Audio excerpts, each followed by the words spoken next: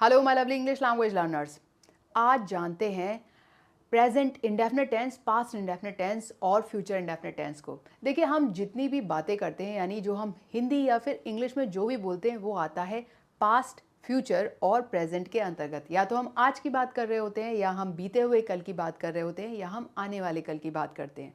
तो जब हम आज की बात करते हैं तो वो हो जाता है प्रेजेंट टेंस, जब हम बीते हुए कल की बात करते हैं तो वो हो जाता है पास्ट टेंस, और जब हम आने वाले कल की बात करते हैं तो वो हो जाता है फ्यूचर टेंस। अब इनमें भी पास्ट, प्रेजेंट और फ्यूचर टेंस में आते हैं चार टेंसेज: इनडेफिनिट, कॉन्टिन्यूअस, परफेक्ट और परफेक्ट कॉन्टिन्यूअस टेंस। लेकिन आज हम सिर्फ बात करेंगे प्रेजेंट, पास्ट और फ्यूचर के इनडेफिनिट टेंस की, जिन्हें सिंपल भी कहा जाता है।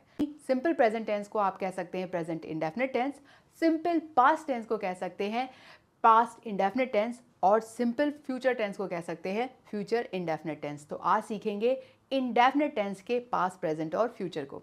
सबसे पहले बात करते हैं प्रेजेंट इंडेफिनिट टेंस की, यानी सिंपल प्रेजेंट टेंस की।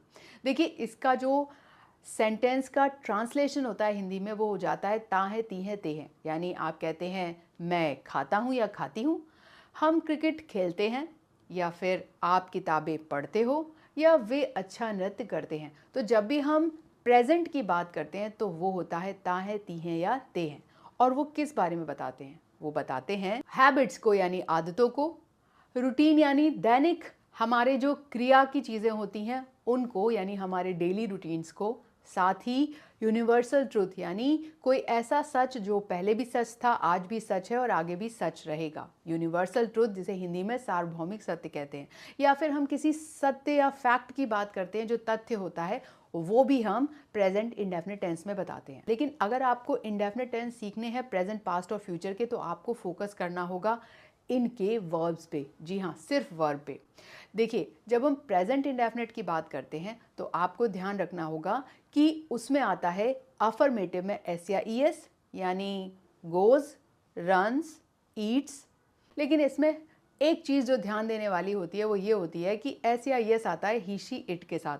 आई वी यू दे के साथ सिंपल MV1 ही रहता है। और अगर आप नेगेटिव और इंट्रोगेटिव की बात करते हैं तो इसमें लग जाता है डू या डज MV1। यानी जब आप डू या डज लगाएंगे तो डज आ जाता है ही, शी, इट के साथ, और डू आ जाता है आई वी यू दे के साथ। आप समझिए इसे सेंटेंसेस के एग्जाम्पल से। जैसे अगर अफर्मेटिव सेंटेंसेस आपको बनाना है तो आप ही, शी, इट के साथ लगाएंगे एस या E S. He goes to school, she sings beautifully, it barks loudly, Rohan writes a letter. अब इसमें गोज में ई एस है, शी के साथ एस है, बार्क्स के साथ एस है, और रोहन के साथ राइट्स है। तो आपने इसमें क्या देखा? देखिए, ही, शी, इट और रोहन के साथ क्या है? गोज, सिंग्स, बार्क्स और राइट्स। यानी गोज के साथ ई एस आ गया है, और सिंग्स, बार्क्स और राइट के साथ एस है।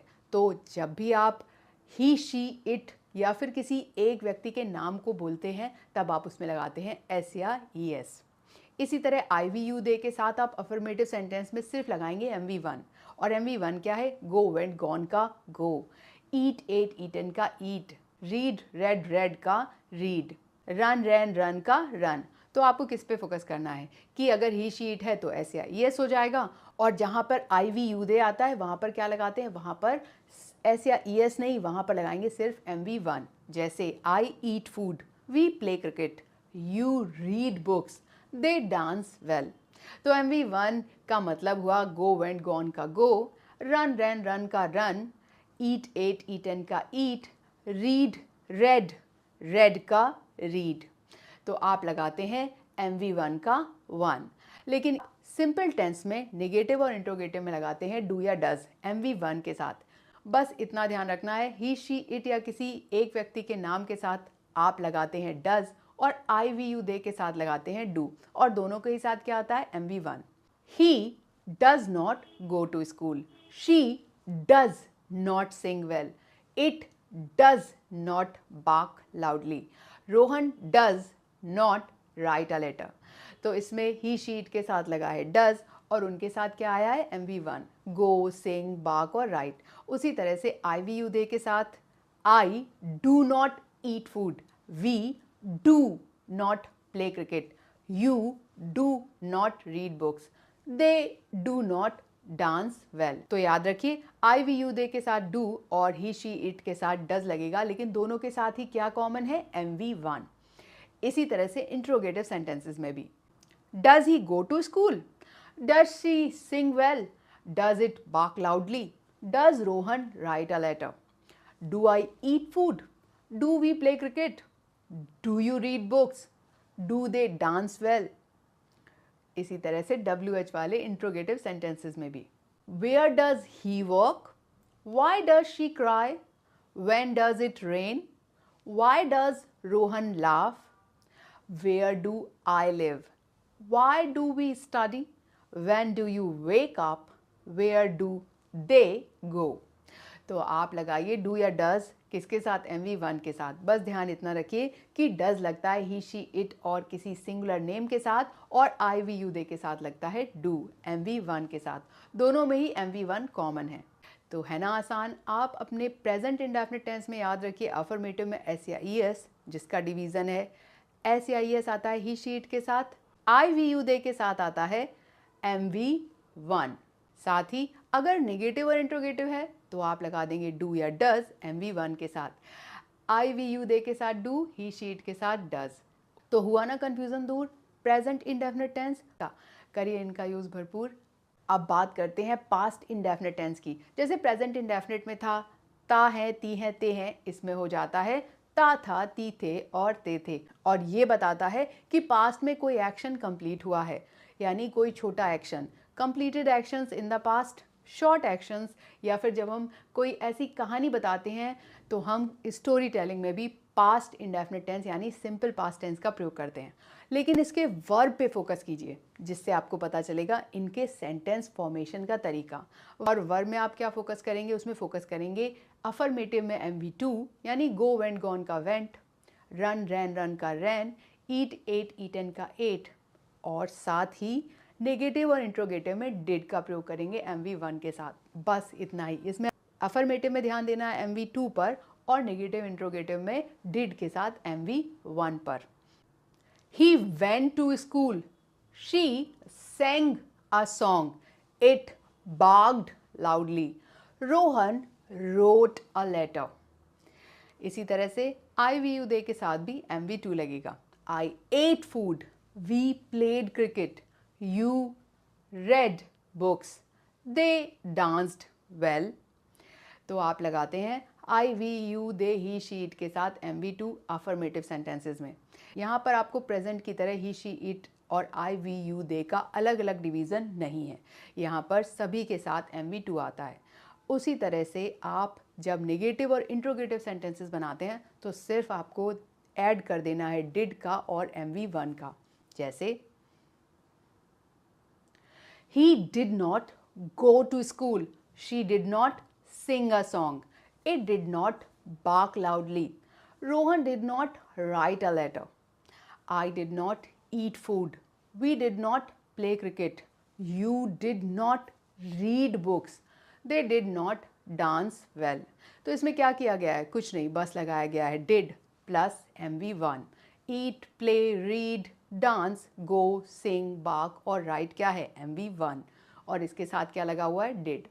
और यही जब अफर्मेटिव में था तो यहाँ पर था सिर्फ MV2, और नेगेटिव इंट्रोगेटिव में did plus MV1। Did he go to school, did she sing a song, did it bark loudly, did Rohan write a letter, did I eat food, did we play cricket, did you read books, did they dance well. तो आप करेंगे did का प्रयोग MV1 के साथ, किसमें, negative में और इंट्रोगेटिव सेंटेंसेस में। इसी तरह इंट्रोगेटिव के WH क्वेश्चंस में भी, जिसमें लगता है WH यानी what, when, where, who sentence की स्टार्टिंग में। Why did he cry? When did she arrive? Why did it stop? Where did Rohan study? Where did I go? Why did we come late? Why did you start? Where did they live?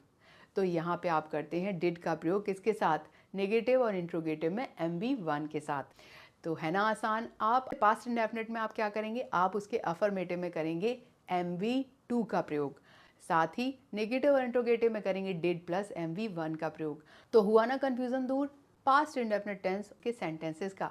करिए इनका use भरपूर।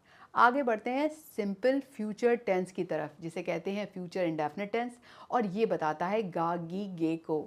यानी इसमें हम discuss करते हैं भविष्य की योजनाओं को, यानी फ्यूचर प्लान्स को, भविष्य में किए गए वादों को, या फिर भविष्य में किए गए प्रिडिक्शंस को। जैसे अगर हम कुछ बोल देते हैं कि आगे क्या होगा, तो उन प्रिडिक्शंस, जिन्हें भविष्यवाणियाँ भी कहते हैं, वो भी हम इसी टेंस में कहते हैं। साथ ही अचानक लिए गए निर्णयों में भी हम फ्यूचर इंडेफिनिट टेंस का प्रयोग करते हैं। तो इसमें आता है फ्यूचर प्लान्स, प्रॉमिसेस, प्रेडिक्शंस और सडन डिसीजंस। और ये क्या है?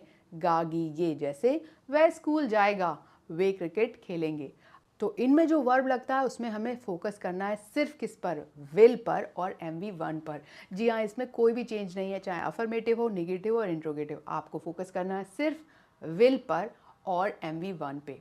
देखिए, जो ओल्ड इंग्लिश थी उसमें शैल और विल का अलग अलग अंतर था। IV के साथ शैल हो जाता था और ही, शी, इट, यू और दे के साथ विल हो जाता था। लेकिन मॉडर्न इंग्लिश में आप सभी के साथ विल लगा सकते हैं। तो अब आपको ये फोकस नहीं करना है कि IV है तो शैल, तो आप उसमें विल भी लगा सकते हैं। यहाँ पर अंतर ये होता है कि विल लगाने का मतलब होता है कि जो आप कह रहे हैं वो बहुत डिटर्मिनेशन के साथ कह रहे हैं। तो आप सभी के साथ विल लगा सकते हैं MV1 के साथ। ये आपको फॉलो करना है अफर्मेटिव में भी, नेगेटिव में भी और इंट्रोगेटिव में भी। जैसे he will go to school, she will sing a song, it will bark loudly, Rohan will write a letter, I will eat food, we will play cricket, you will read books, they will dance well। तो आप लगाइए will plus MV1 को। आप जानते हैं negative sentences को भी, इसमें बस ऐड कर दीजिए नॉट का, कोई चेंज नहीं है। Will plus not plus MV1। He will not go to school, she will not sing a song, it will not bark loudly, Rohan will not write a letter, I will not eat food, we will not play cricket, you will not read books, they will not dance well। तो यहाँ पर आपने क्या किया? सिर्फ याद रखा will plus MV1 को। इसी तरह से आप कर सकते हैं फ्यूचर इंडेफिनिट टेंस का यूज़ इंट्रोगेटिव सेंटेंसेस में भी। Will plus MV1। Will he go to school, will she sing a song, will it bark loudly, will Rohan write a letter.